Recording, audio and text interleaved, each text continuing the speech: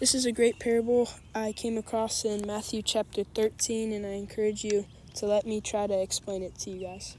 So this is the parable of the weeds among the wheat, and the key words that would be good to know is the master is Jesus, the slaves are the disciples or anyone who hears the parable, the enemy is Satan, the harvesters are angels, the harvest is judgment day.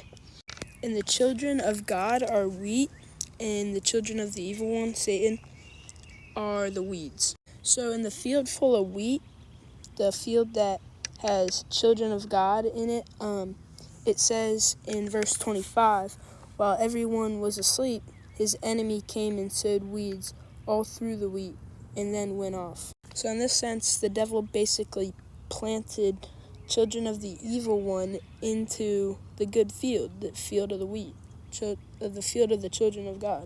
So the slaves come to the master and ask him, why is there bad seed in the field of him, like of the master, of God? And they ask where the weeds come from. Jesus says, the master, an enemy has done this, and the slaves ask him, do you want us to go and pull them up? So in verse 29 through 30, it says, he replied, no.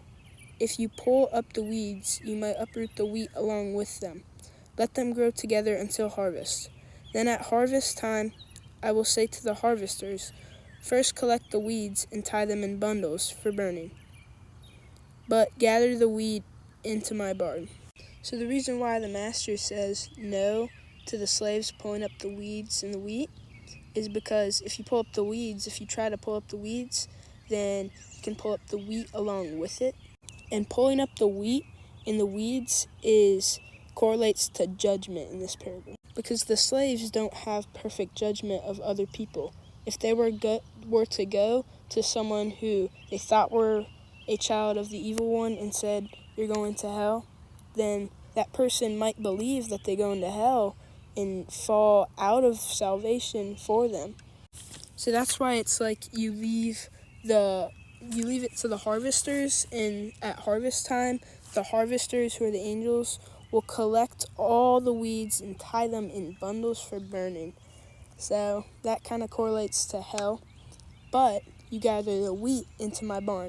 So for us, the disciples of Jesus, the children of God, we have to not judge others, but we have to teach repentance of their sins that they may go to heaven, because we don't have judgment. That judgment has been given to Jesus Christ by his Father.